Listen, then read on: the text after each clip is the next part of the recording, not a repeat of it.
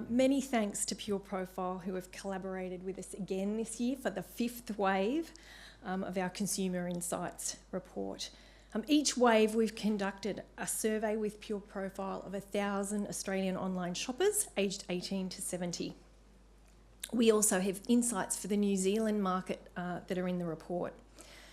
This is an important area for the IAB to highlight opportunities. Retail is the #1 online display advertising category. Nearly all online Australians will visit a retail or commerce website or app each month. And NAB's Online Retail Sales Index reports that in the 12 months to May this year, Australians spent over $63 billion on online retail, and that's growing at around 13% year on year. Wave 5 of our online shopper survey shows that surge in shopping behaviours that were driven during COVID have definitely been embedded over the last few years. We've got 6 in 10 online shoppers who are purchasing online every 2 to 3 weeks, and 8 in 10 who are shopping every month.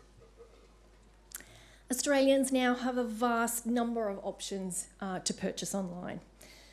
The IAB's endorsed Ipsos Iris measurement panel that passively tracks websites and apps tracks over 1,600 retail and commerce organisations that are visited by Australians every month.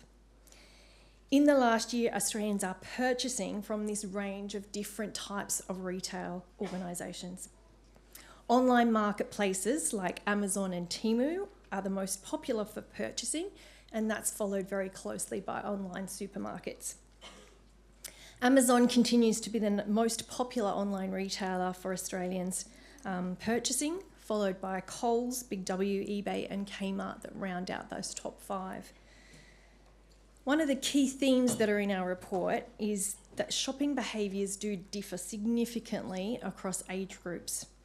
Online shoppers in that 18 to 39-year-old age group are significantly more likely than their older counterparts to have purchased online from supermarkets, from fast food and food delivery, as well as on social media.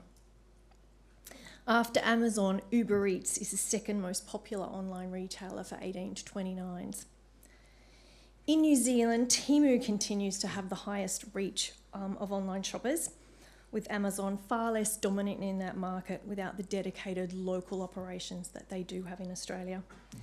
So fierce competition here for consumer spending in both a range of domestic and international retailers. It feels like we can buy almost any product online now, even less traditional categories like automotive accessories and tyres, areas of medical supplies, so over-the-counter prescription products including eyeglasses and medical equipment are gaining traction on this list. Clothing and shoes has remained the most popular purchase over the last 5 years of our study. But this list looks quite different by gender and by generations. It's not surprising that fashion is driven by female online shoppers, whose second most popular purchase is makeup and beauty. Online shopping for groceries is actually the #1 purchase for males, followed by clothing. We've seen the frequency of purchasing online groceries gradually increase over our study 5 years. And it's highest amongst time-poor families. So we can see 37% of families with kids under 12 are buying groceries online weekly.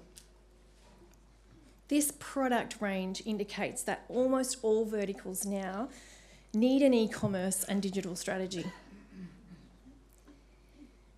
We know from previous surveys that convenience is the #1 driver of online shopping. But we wanted to understand a little bit more about that this year. And we can see here that shopper expectations are really high, with many of these offerings fast becoming standard across online retailers. Free shipping thresholds and free and easy returns are must-haves. And there are rising expectations here for immediacy and responsiveness. We've got real-time shopping availability and real-time delivery tracking and live chat important to some shoppers. The younger generations have significantly higher expectations around aspects of delivery. so including faster delivery, scheduled delivery, click and collect, and subscriptions. In a competitive landscape, it's really important for retailers to understand and cater for these different expectations across age groups. Thankfully this year there's been some relief from cost of living pressures. We can see that cautionary discretionary spending still exists, but it is easing from last year. We still have 28% of our online shoppers here that strongly agree that they don't have as much to spend on less essential shopping. Cost of living pressures have impacted consumers' behaviours, and all of these behaviours here increasing. For example, we've got 58% of online shoppers who are saying that they are more often delaying the purchase of big ticket items. As I said though, we're seeing those top behaviours there especially reducing compared to last year. So retailers need to continue to demonstrate value. One way, important way for online shoppers is through loyalty programs. We've got 54% who've increased their usage of these programs due to cost of living pressures. We've also seen nearly 4 in 10 online shoppers increase their purchasing of pre-owned items. The predominant reason that online shoppers have increased buying secondhand through thrift shops and online marketplaces over the last few years is for the opportunity to save money. Finding unique items and saving items from landfill and sustainability motivations also play a part, but it's not as prominent as those overall cost benefits to consumers. Now, despite these cost pressures, we have found that online shoppers are sometimes willing to pay a little bit more. We've got 6 in 10 shoppers that are at least sometimes willing to pay a bit extra for a product that is of higher quality or durability. And nearly half would be willing to pay a little bit extra for a trusted brand. Consumers have a range of rational and emotional reasons why they would pay more for a trusted brand. But in uncertain situations, trust can be that shortcut to decision making for consumers. And it's certainly a key ingredient for success in a lot of the consumer behaviours that are covered in our report, very dependent on that level of trust that you have with shoppers. Shoppers are discovering products through an ever-expanding mix of channels that continue to grow and diversify and evolve. On average, from this list here, we've got shoppers using about 5 of these touch points for discovering brands that they purchase online. Search obviously remains key, and particularly for those over 50s. And in addition to those traditional search engine results, there are many new and emerging ways that consumers are searching online. Amongst our younger shoppers, social media obviously plays a significantly greater role. Online stores are a greater influence for those under 40s, whereas the physical store is a greater influence for over 40s. So marketers really need to review their discovery strategies to ensure they've got the right mix of touch points there that surface information and can influence across these target groups. A multi-channel approach is absolutely proven to optimise ROI. Most under 40s have discovered information about a product or a brand being promoted by an influencer or a content creator that they follow in places like social media, video platforms, and podcasts. These creators really have those community building talents that are really suited to fostering deep emotional connection to drive that influence. However, authenticity, trustworthiness, and the suitability to the brand are key considerations for shoppers. A third of online shoppers would be less likely to act on recommendations knowing that a content creator or influencer is paid to promote that product. So it really is down to that authenticity and trust sometimes that can make the difference. Retailers' own content is also influencing online shoppers. So retailers' websites And emails are the most consumed content that comes from retailers. And again, we're seeing our younger shoppers engage with retailers' social posts, online video content, mobile apps, and in-store events. So this network of content offers significant reach and provides rich behavioural data for retail marketers. As we've mentioned, loyalty programs are adding value to consumers. And obviously those free to join loyalty programs offer the greatest value to consumers. But there's certainly a range of other and different programs that shoppers are involved with that do appeal to different types of groups. So many of these retailer touchpoints and loyalty programs and transactions provide very powerful first-party data for retailers. Nearly all online shoppers think it's important that retail businesses provide clear information about how they're using their personal information. We've got 73% here at least somewhat concerned about how retailers are using their data. With privacy legislation undergoing reform, retailers and marketers need to ensure they're prepared for those changes. But aside from the legal compliance, building that trust through transparency can be a long-term competitive advantage for businesses. Nearly all online shoppers are willing to share some form of information with retailers in exchange for benefits. So an email address is the data point that they would be most willing to share. In exchange for personal information, these are some of the benefits that online shoppers would value as adequate compensation for their data.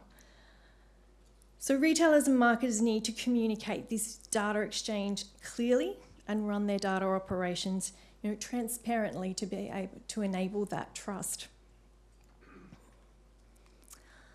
Lastly, just a quick summary of the key themes from this report. We're highlighting regaining consumer confidence, rising expectations, diverse shopper behaviours, and the expansion in the ways shoppers discover products, and really that importance of trust and transparency. The full report includes a lot more detail, and we've also covered obviously the New Zealand shoppers available in that report that you can download from the IAB website. To delve into a few of these themes in a bit more detail, I'm going to be joined by two industry experts. We have Ivan Chen, the Senior Account Director at Pure Profile, and we've also got Chloe Sanderson, who's the Programmatic Partnerships Lead at Afterpay. If you could please welcome Ivan and Chloe, and we'll have a chat.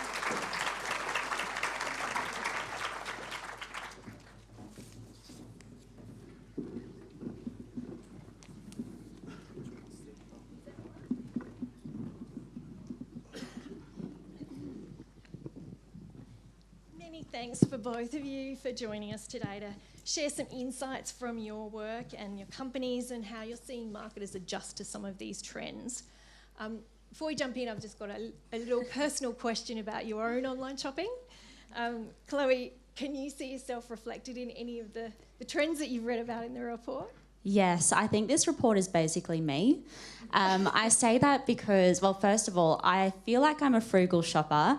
I'm all about rewards programs and freebies. So I have a really good birthday every year because I am that person who will literally go and pick up my Krispy Kreme donut. Legit. But on the flip side, I can also be a really loyal shopper if I'm getting really good benefits out of that. And just a little story for you, because this is an insight into the way I shop.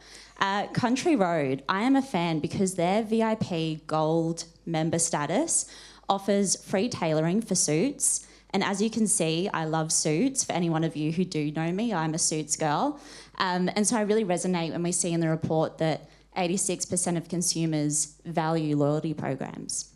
Yep, absolutely. How about you, Ivan? Is there a surprising online purchase that you've made recently?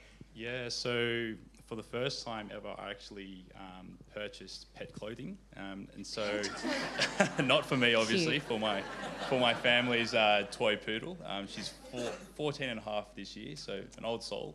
So just a bit of context, it was about a month ago, I was on the phone with my mum. She was complaining to me about how she wasn't able to walk the dog because of the rain, amongst many other things that mums usually complain to their sons about. And so, you know, lo and behold, I'm scrolling on Instagram, and the following day I come across an ad for a doggy raincoat, right? And so I find myself at the checkout page, I purchase the product, but what really surprised me wasn't the actual purchase itself, it was what came after, and that was the follow-up email suggesting that I purchase the matching dog rain boots as well. Right? And did you? I'm ashamed to say that I actually did. So Pet Circle, if you're here, well done. Love that. Yeah. Wow, we've got pet food on our list in our survey next year. Got pet clothing added, just to see how many people have done that. Yeah. Awesome. So we're all a bit individual and unique in our online purchasing behaviours, and the report shows some very different behaviours across genders and age groups. Chloe, how does Afterpay help retailers tailor their approach across these different audiences? Yeah, it's a really good question. And just to give you some context in the audience, Afterpay consumers, 72% of them are either Gen Z or millennials. But the interesting thing and what we see in those consumer insights on the back of their purchases is they don't necessarily shop as a Gen Z or as a millennial. They are usually shopping based on what I'm coining the 3 M's, which is moment, mission, and mindset. Don't quote me on that because I might have stolen that from like a well-researched paper on LinkedIn somewhere. But really at Afterpay, what we're trying to get marketers to think about is moving away, and we're still all doing it. I know we're doing it because I get these briefs all the time. We're still targeting people 25 to 54 or females or males. And yes, there is a place for that, and it does make sense in some scenarios. But how do we get deeper with the way that we're targeting these people and really meeting their needs? And the way that we're doing it at the Afterpay is we're trying to connect brands to consumers based on how people are shopping and not who they are on paper.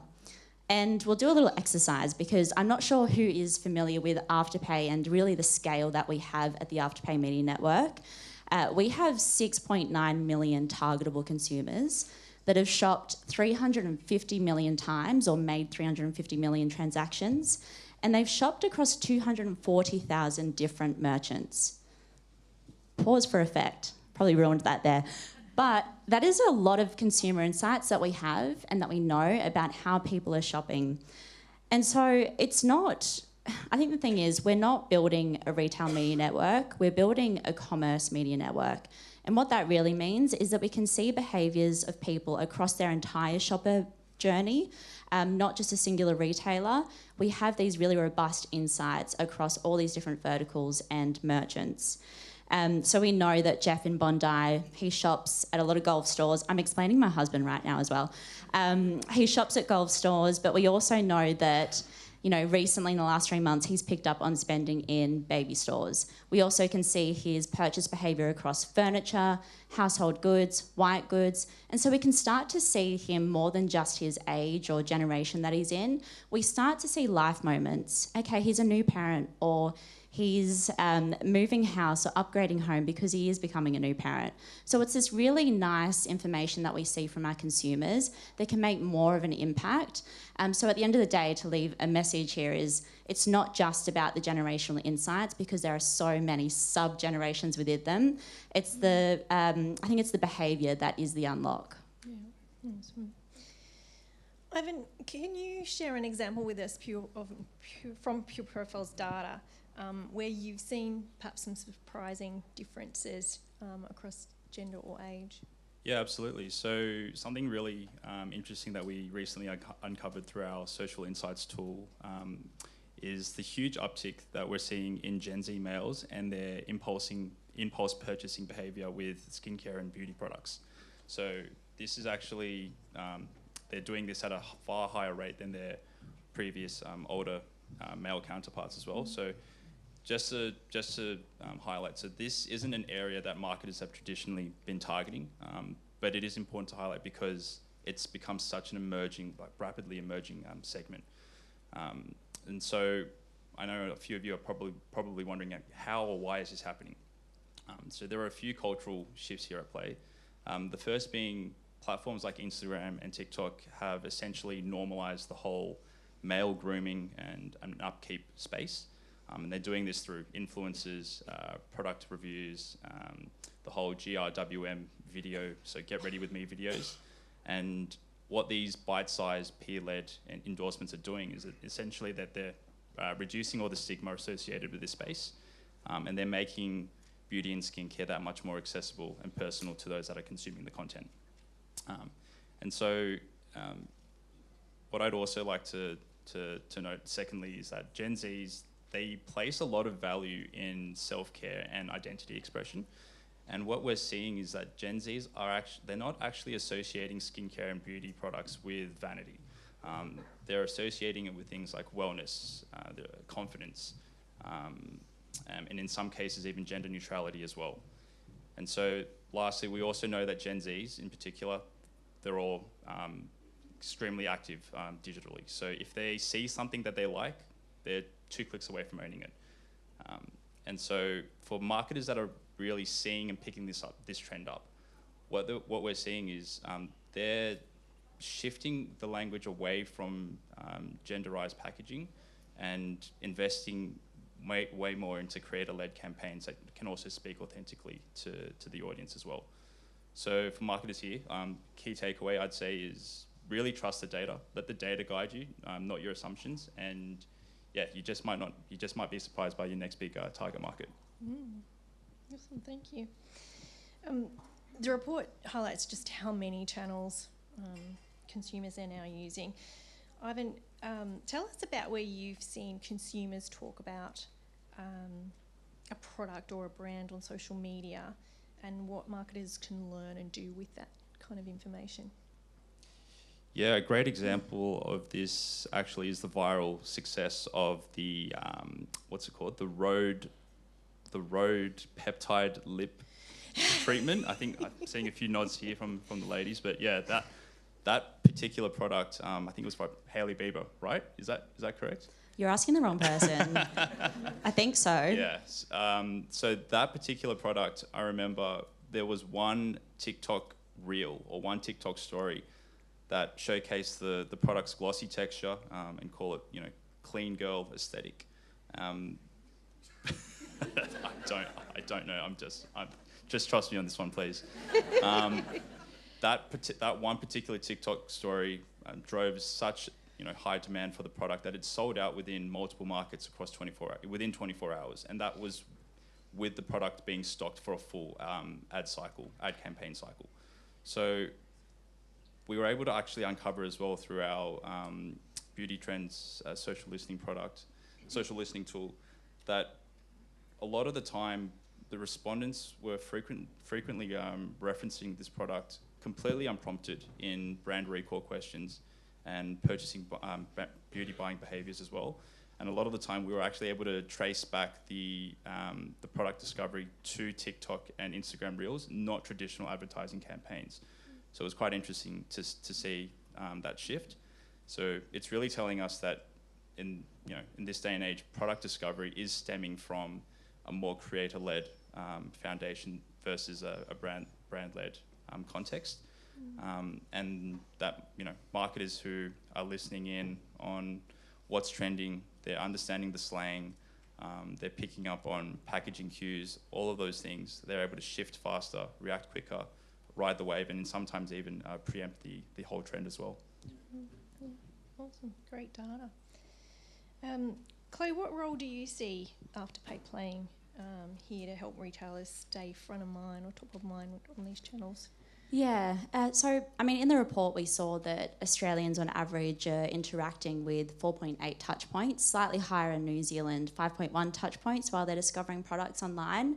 And I see this, I feel like there's a fork in a road and there's kind of two paths this could take. The first is these varied touch points could create real momentum for both the brand and also the consumer. So I'm saying like getting them from point A through to point C or D. And then the other side of that is these varied touch points could create a whole lot of noise, unnecessary noise for both the consumer and also the brand. And I think I mean, there's so many things we can do to make that better, but for me, it comes down to connected experiences for the consumer. And the way that Afterpay and the Afterpay Media Network are thinking about that is in 3 ways. And I do need to preface, like, I am not saying anything mind-blowing today. This is like bringing it back to basics, because I feel strongly about that, because there's so many things we can do to better connect with audiences that already exist. So the way that we're thinking about it at Afterpay is, first is full funnel. So we have a really great breadth of information about our consumers, and so we are not a media network that is lower funnel or upper funnel. We are here for full funnel, and we connect brands across the full shopper journey. We also encourage marketers to start thinking about how they can join, brand and performance together in their marketing campaigns. WARC, very timely report for me and for this panel, brought out a report a couple of weeks ago called the multiplier effect, and they found that when you integrate brand and performance, you actually drive 2.5 times stronger outcome for the advertiser, which I think is great. The second one is omnichannel and people first. So there's been a lot of research, especially of late, about omnichannel driving better performance, ROI, persuasion. Something that we know, but I still don't think we're quite getting it right. At Afterpay Media Network, we're partnered with Yahoo to bring omnichannel to life across the open internet. And we're also bringing a people-first approach. So I already spoke about that a fair bit in the first question, but we're moving away from just SKU-centred thinking and thinking about how we can connect with a consumer on deeper levels using that behavioural data that we have access to. The third is impact, and I'm not going to spend too much time on this, but it is measurement. So how do we know that we're better connecting with these audiences and keeping front of mind for the consumers across these varied touch points? At Afterpay, we have sales incremental uplift. We're also thinking about how do we start to look at maybe complement is the better word, complement things like incremental return on ad spend.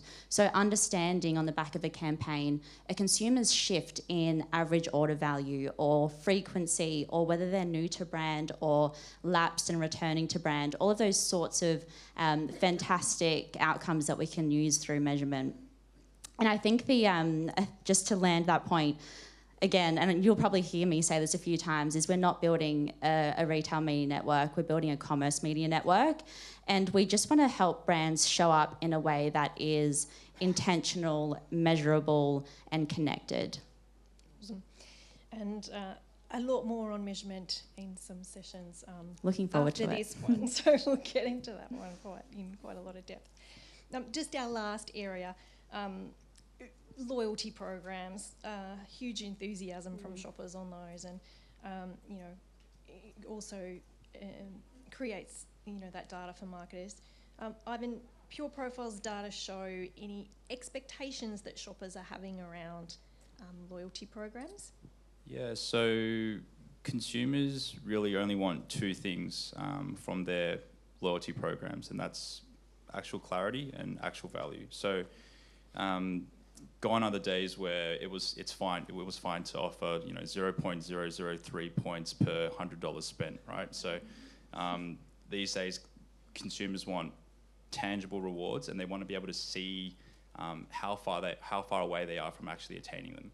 So Pure Profile, we're a company that has a big part of our business model is partnering with a lot of Australia's top loyalty programs and schemes, and so we know this space pretty well inside out. And a lot of the research that we've been doing within the loyalty program space has indicated that there's a huge increase in demand for choose your reward type of programs. So in other words, consumers want flexibility, right? And to add to this, more than, I think it was 67%, so more than 2/3 of consumers have actually indicated that they would be more loyal to a brand that lets them personalize their loyalty scheme. So think of it as Spotify Wrapped, but for loyalty points. Yeah. Awesome. Chloe, privacy reforms coming. I love this question. How is Afterpay helping retailers navigate what might come Yeah, it's a really good question.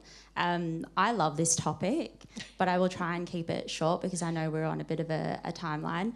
But I mean, in the report, we saw that 73% of Australians and New Zealanders are still feeling quite uneasy about the ways in which their data is being used by retailers. I don't think this is shocking to anyone in the room.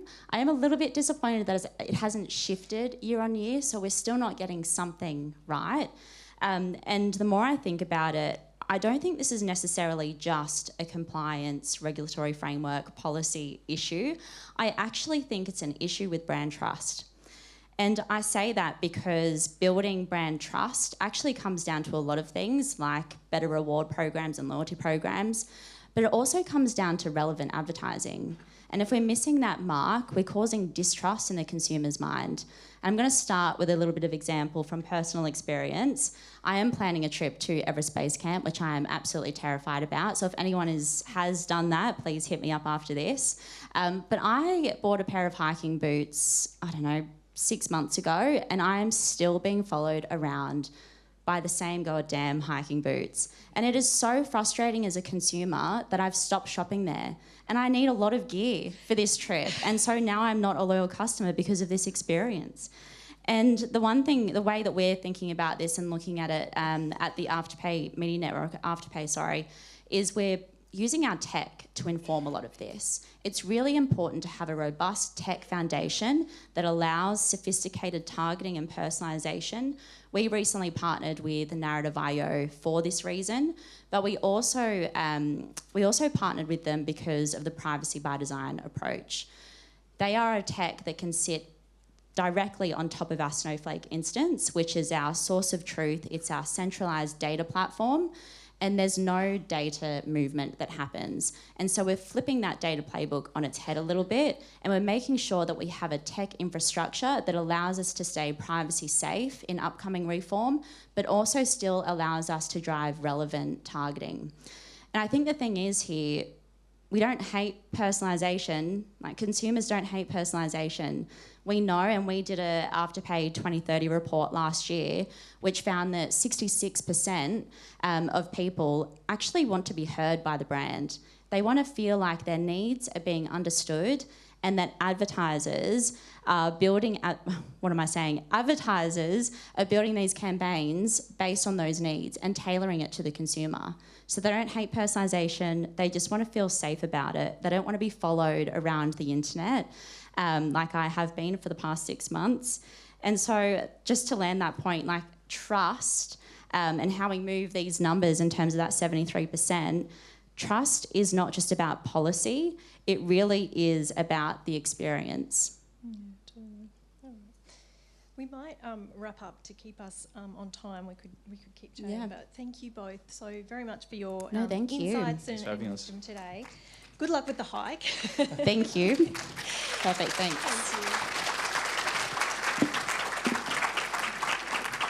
Chloe's going to be